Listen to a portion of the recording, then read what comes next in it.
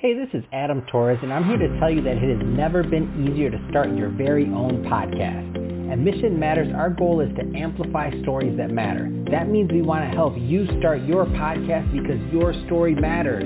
We can do this in 3 different ways. 1, join our podcast school and take a free or paid course.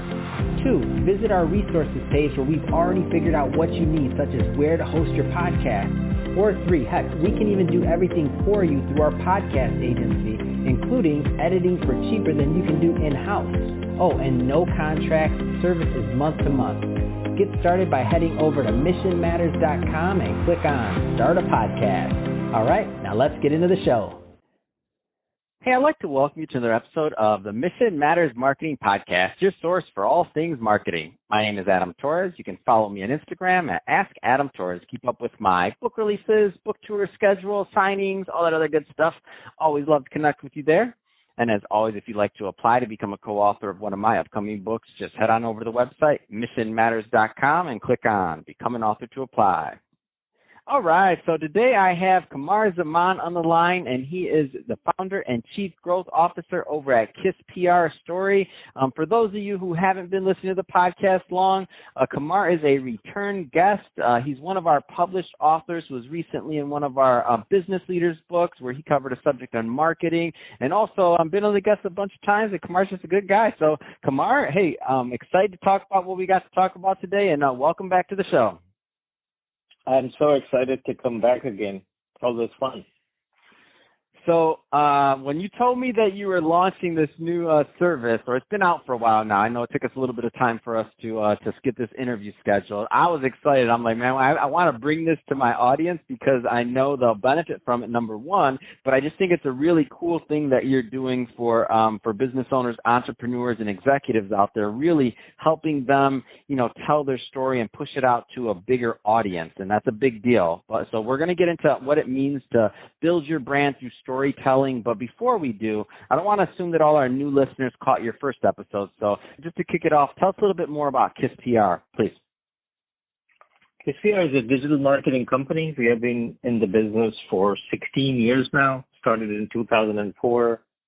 That makes me feel how old I am, but we have been doing 16 years of digital marketing hardcore, and I've been in the digital marketing space for about 22 years.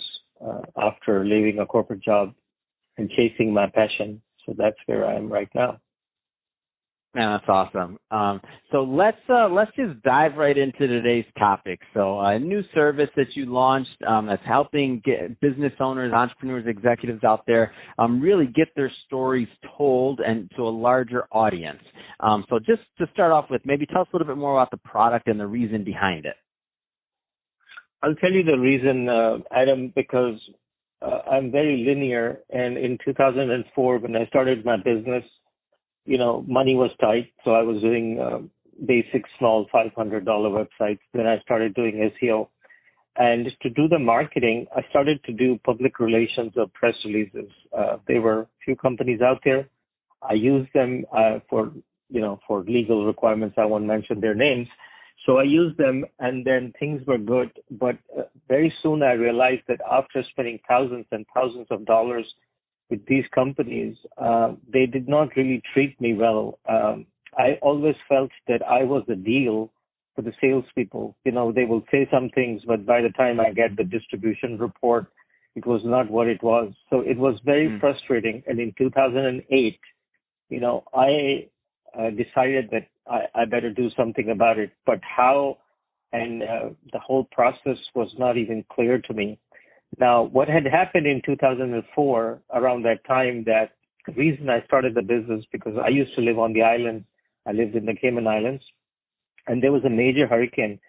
So after the hurricane, I came back. I had a near-death experience, but came back to Dallas.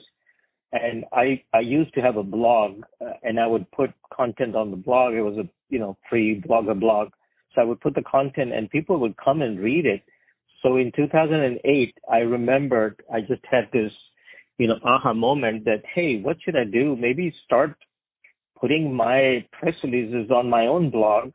So I went and bought a domain name, put a WordPress site. So I started doing that, and Google had just announced at that time Google News. So I got approved by Google News, and I started publishing my own content. And then when I had 100 plus stories, I started selling a story for $10. And that was the first version of what I have today. And I was happy with it. I was making like $100 a day. It was pretty cool. It's very creative. Money was not an issue. But there was one time that my partner called me and he says, we need to go to New York. We are meeting this big client. And what can we do before the meeting to kind of like, wow them? So I said, okay, well, what I'm going to do is tell me a little bit about the meeting, and I'll write that on our blog or the press release, as you call it at that time. So what I did was I wrote a blog, got on the plane, jumped on the plane, went to New York City.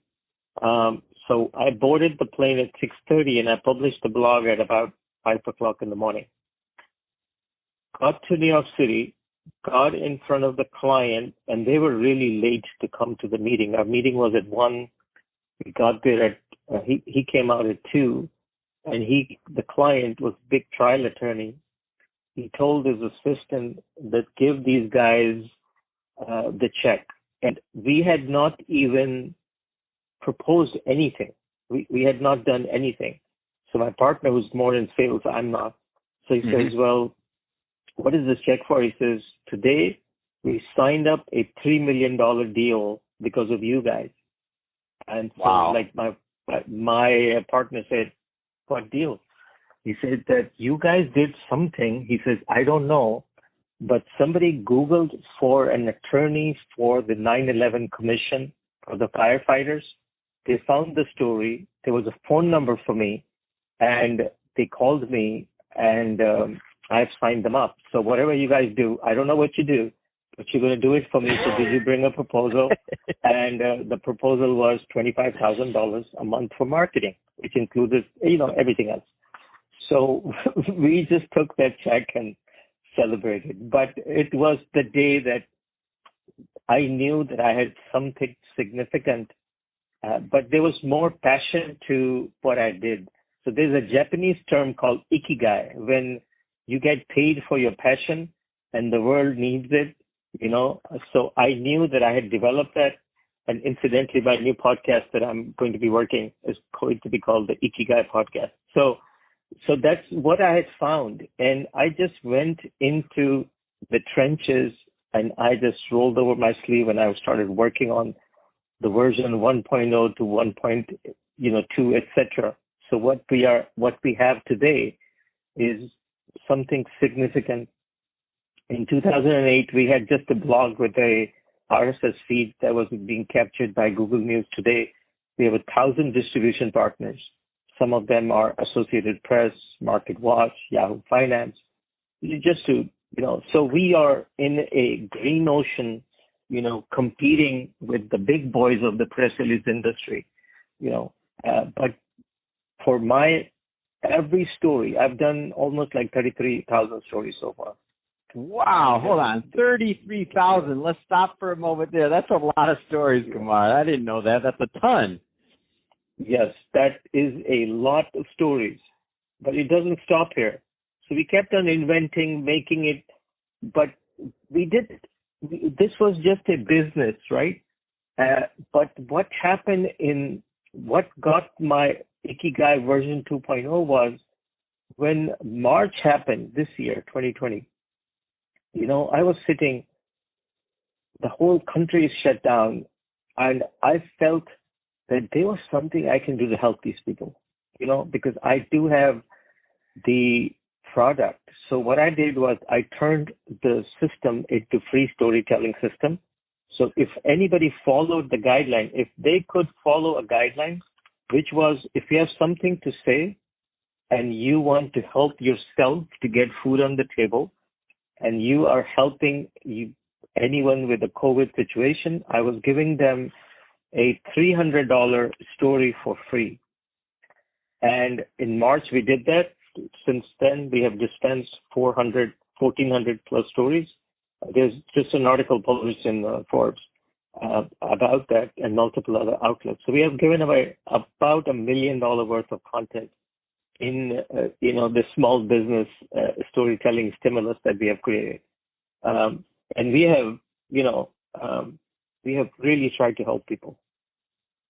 Wow, that's absolutely amazing. And I love this. I love the way that you position this because, I haven't done 33,000 stories, by the way. I've done nowhere near that. I'm at like 3,000 podcast episodes. So I'm still a baby on these telling stories compared to yourself. And you're definitely my senior in this business. So sometimes when I tell people like how important it is to get your story out there and other things, like on my end, I love hearing, obviously we all like when somebody agrees with us, but like the example you gave, I get those types of examples all the time where somebody like, I've had people get jobs because they run the podcast. I've had them get like business offers and deals.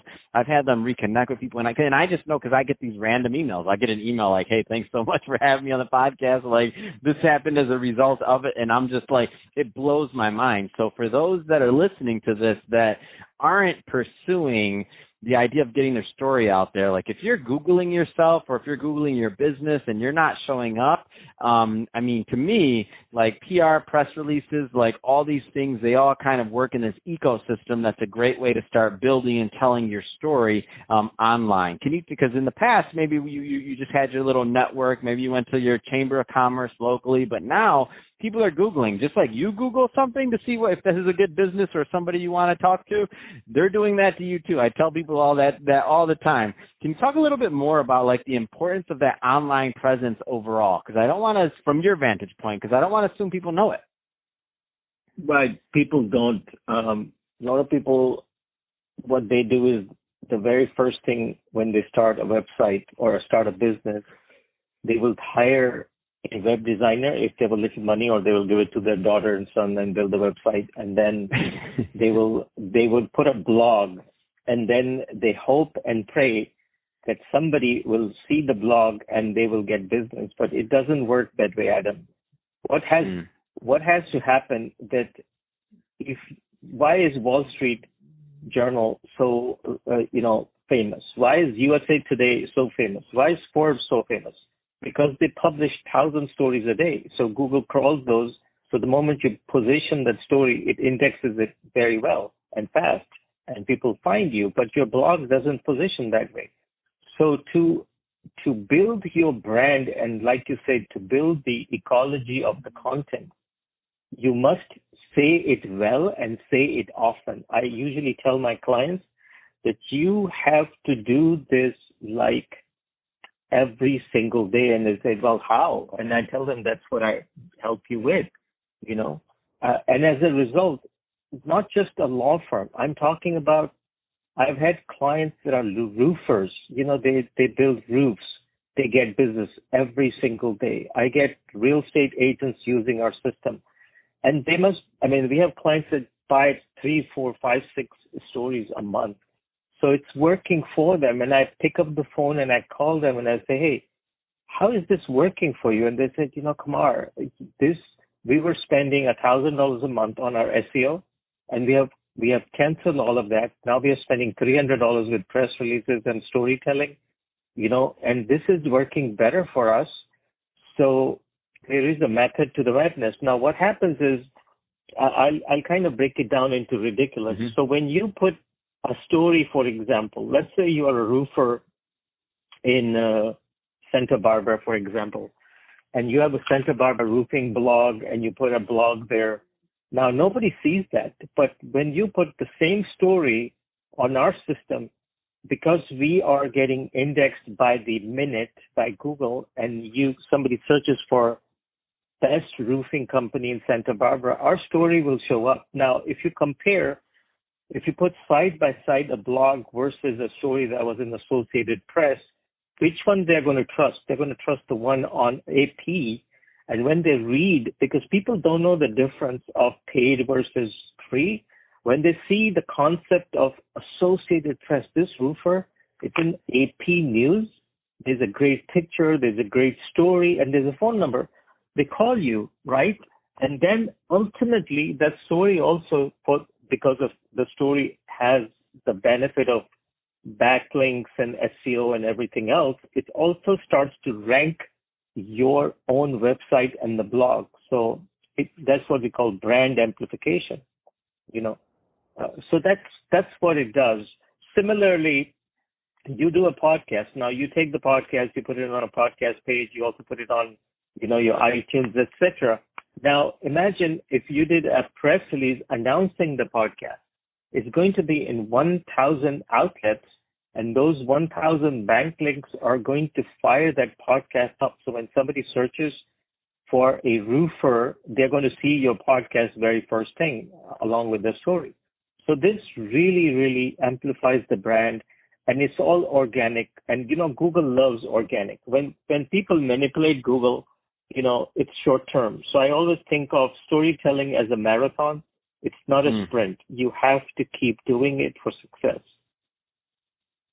Man, it's great and well put, and I'm a big fan of what you're doing, and I'm a big fan of helping people get their stories out to more people is what it comes down to. So, you know, we do what we can, but there's nothing else. When I think about like spend and other things like that, there's no way to get out to that many outlets, and also time. Like how I know there's some people listening right now that they're thinking, oh, this sounds great, but is this going to take a lot of time? What is it like? Can you walk us through like what the process of working with KISS PR on these news releases kind of look like, just so people have a good feel? It's very simple. So we have two platforms. One is a indie platform or a done for you or DIY where everybody, you know, is a storyteller these days. So what they do is they write the story with our assistants. They call us and we give them guidelines. They upload their own story, and within 24 hours, we distribute it. You know, as simple as that. The other platform is where they're busy. They don't know what to do. They don't even know what keywords to use. So they will call us. They will buy the distribution, and we'll write the story for them. That takes 72 hours, and we still do that. So we try to make it easy. You know, in any case, it's 24 hours to 72 hours, whichever option they choose. Fantastic. So, Qamar, been awesome talking to you today, and we can go back and forth on this all day long because I love having a good PR discussion with you when we're on the line, but we're about out of time for this episode. So, that being said, if somebody's listening to this and they want to follow up to learn more about KISS PR services, whether it's the press releases or anything else you're up to, what's the best way for them to connect? The best way is very simple. They can Google us, KISS PR Story. They'll go us on the first page of Google. They can go to kisspr.com, and then they can click a button there and start your story. There's a yellow button. They can go straight and start the process. Fantastic. Well, Qamar, really appreciate you coming on the show today and sharing more about what you're doing over at KISS PR to really help business owners, push out their brand, push out their stories, which we all know how important that is. And to the audience, as always, thank you for tuning in. Hope you got a lot of value out of this. If you did, don't forget to subscribe to the podcast, leave me a review in the Apple iTunes Store. And if you're watching this on our YouTube channel, Mission Matters Marketing, definitely give us a subscribe there, but also leave us some comments in the video. Love to know what kind of projects and things that you're working on. And Qamar, thanks again for coming on the show. Thank you, Adam.